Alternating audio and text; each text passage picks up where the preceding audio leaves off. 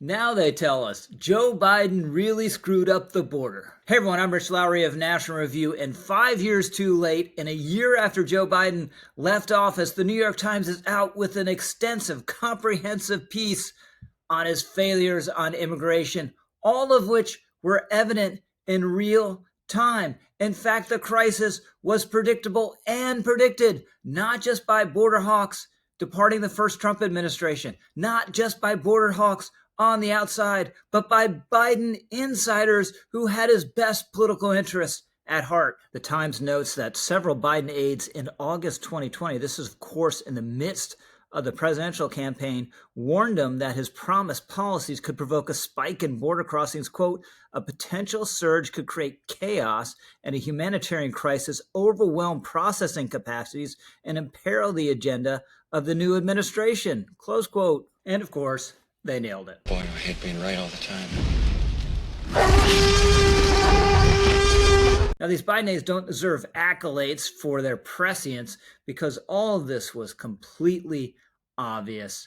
But Joe Biden plows ahead, literally on day one, begins dismantling the Trump border policies that had worked. And a big blow comes in the initial weeks, this executive order on February 2nd, 2021. It was called preposterously, quote, executive order on creating a comprehensive regional framework to address the causes of migration, to manage migration throughout North and Central America, and to provide safe and orderly processing of asylum seekers at the United States border. That executive action talked a lot about root causes, as though the Biden administration was going to fix Central America rather than maintaining our own border defenses. Good luck with that. It talked a lot about enhancing legal pathways to immigration, getting more people in here, laundering them through the legal system, and began to unravel and pull back on all sorts of Trump policies, most importantly, so-called Remain in Mexico. This is really key because the whole asylum scam was based on the idea you make an asylum claim, someone at the border says, oh, okay, it has some chance of going through, letting you in the country while the claim is adjudicated, and then you never leave the country. It doesn't matter what happens to your claim, can be rejected, you can ultimately have a final order of removal, and you just don't go anywhere because no one's going to make you go anywhere. So the whole game is getting into the United States. In the first place, Remain in Mexico said, no, stay on the Mexican side of the border, then make your asylum claim. And if it's rejected, guess what? You don't need to leave the United States because you're not in the United States in the first place.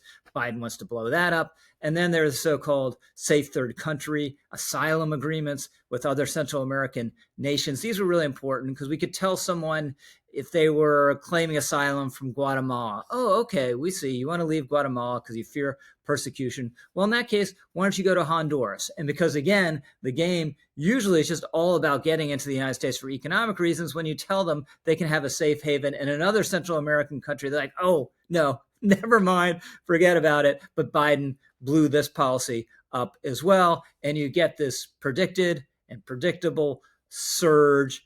And why didn't Biden do anything about it? Well, part of the answer is just sheer politics, and stupid politics, by the way. Times reports that the Biden White House thought that stronger enforcement would, quote, alienate Latino and progressive voters, and also that a border surge would not be an important issue to most voters, close quote. Oops. The Times continues, quoting the initial border czar in the Biden administration, quote, the president and others made a decision that he wasn't going to lose that community, end quote. She's referring to Latinos. Then the Times quotes a former Biden official named Cecilia Munez for the proposition, quote, they're a little too sensitive to criticisms from the left. That's extraordinary coming from her because she's a former vice president of La Raza. All of that was incredibly stupid because, one, the left of the Democratic Party is out of touch with the country and with reality, especially on immigration. Two, Latinos don't like illegal immigration. So the idea that you can allow a massive surge of lawlessness at the border and Latinos will welcome it and vote for you and reward you was always preposterous and crazy. But their approach was, we're going to create this crisis. There's this massive surge. We're just going to gaslight everyone, say it's no big deal or it's out of our control, and just try to ignore it. Now, that wasn't going to work because, among other reasons, of the great state of Texas. Again, this is something all of us knew at the time, or any reasonable person knew at the time. Governor Abbott concludes, hey, why should this just be a Texas problem and a border state problem when a lot of these migrants are going to end up in other parts of the country, want to go to other parts of the country? You know what?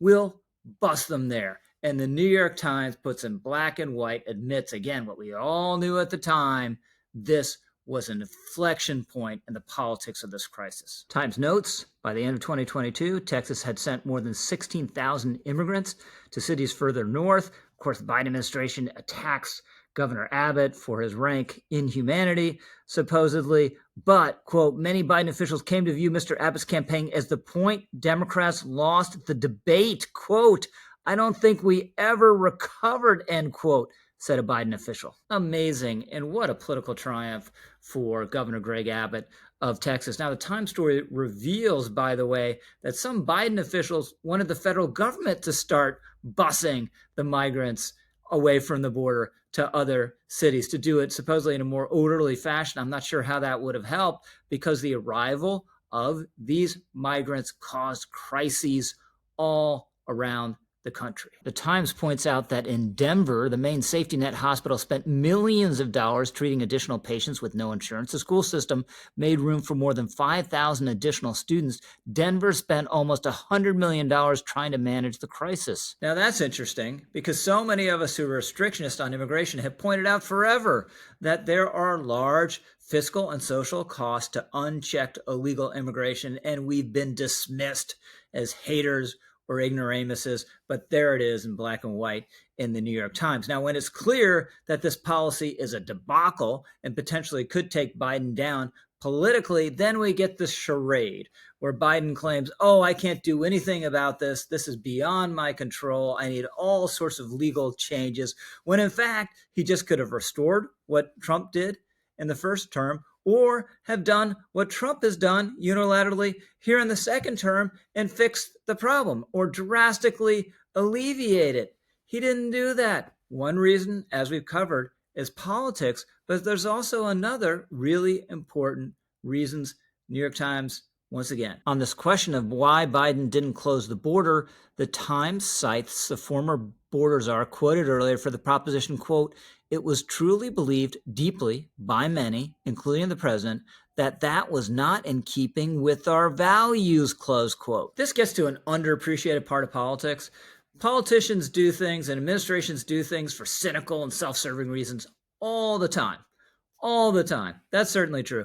But they also do things very often for idealistic reasons based on what they think is right and what they think is wrong. And undergirding the Biden policy was a misbegotten, a cracked kind of idealism, because the left and many Democrats, at the end of the day, they don't think we have a right to have a border. Borders are retrograde. Borders are inherently exclusive. Enforcing a border is immoral and repressive. So we really don't want to do that. So yes, politics played a role here, but at the end of the day, they didn't want to enforce the border because they thought doing that was wrong and not in keeping with their values. So that's why Joe Biden deliberately went out of his way to blow up the border, to destroy his presidency, to create a crisis in so many Democratic-led cities around the country, to change the politics of immigration and shift it in a rightward direction and tee up Donald Trump for his second term. I'm Rich Lowry, over and out.